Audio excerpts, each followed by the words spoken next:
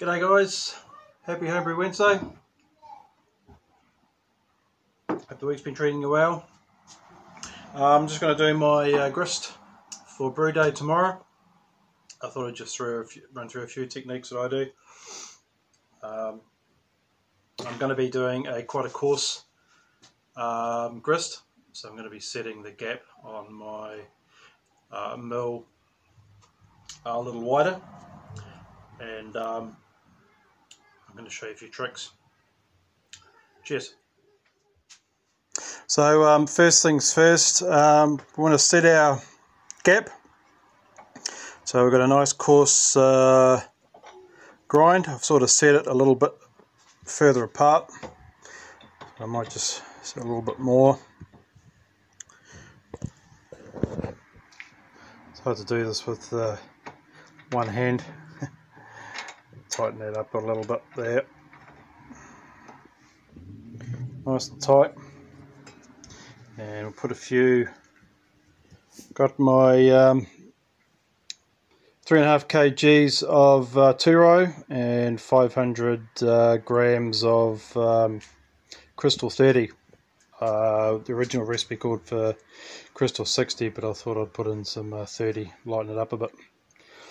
Gives it that sweetness. So I'll do a little bit of a test.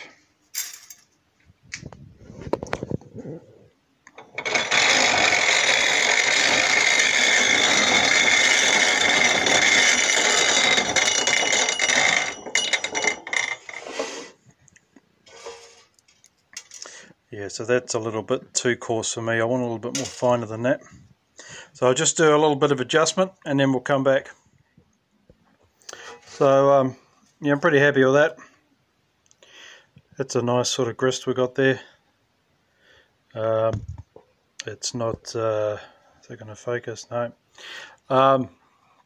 It's not too fine. It's not a powdery, sort of turned into flour. It's not too coarse. It's somewhere in between. So you want to get it not too fine. That way it sort of creates a natural filter when you're doing your mash.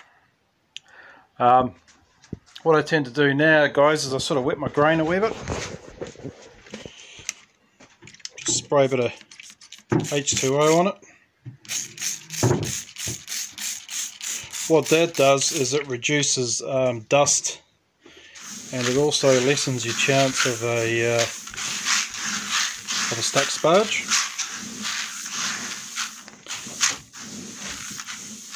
My grain bill's about 3.5 kg, so I'm going to put maybe half a litre in, maybe a little bit less.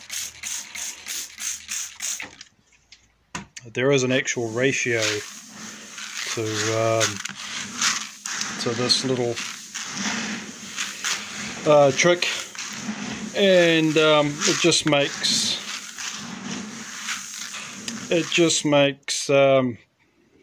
life a lot easier when it comes to putting it through your grain mill.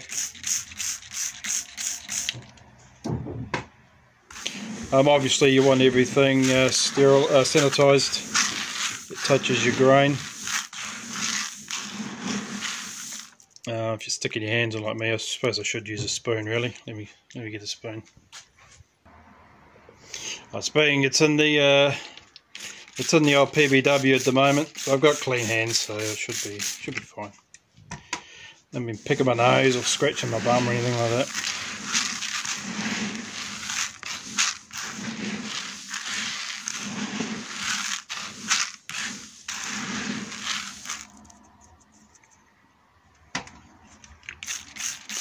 A little bit more.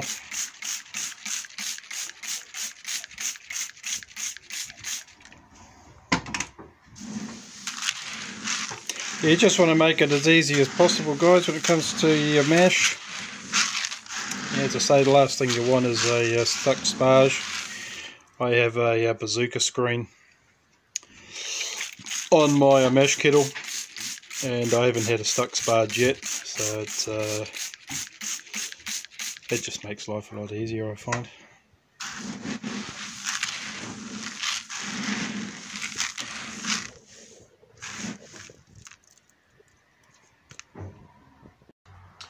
Oh yeah, grain's weighed out. It's nice and wet. Yeah, coffee's cold. I think I'm going to throw up. Put it through the grain. I'm going to put it through the mill, get a nice coarse grist, and then we'll come back. See you after that. It's thirsty work, all this milling and grinding and everything. Time for a beer.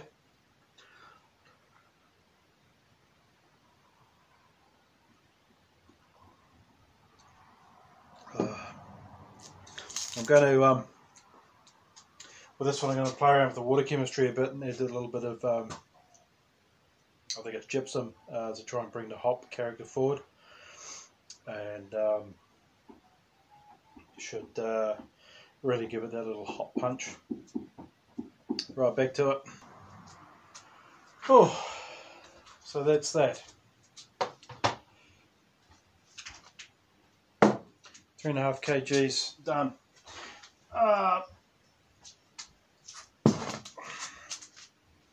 I really need to get an old grill attachment because that's just hard yakka. I ain't getting any younger. But it's a nice, quite a nice grist. I can't see that. It's come out quite nicely. That's what I was looking for. That sort of consistency. So that's done.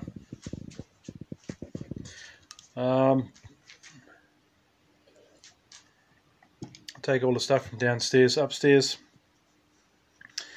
I'm not sure if I'll be no chilling or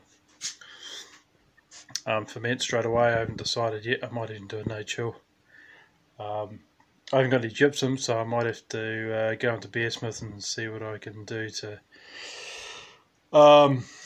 boost the hop character. I think it's time I got a new hat. What do you guys reckon? I've had this hat for about 10 years. Anyway, thanks for watching. I hope you got some value from this little lesson about how I do my malt, do my grist, and fingers crossed for fingers crossed for a successful brew day tomorrow, guys. Cheers. See you tomorrow.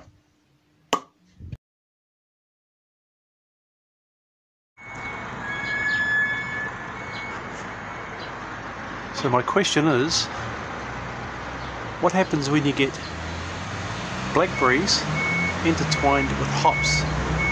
Is there such thing as hop berries?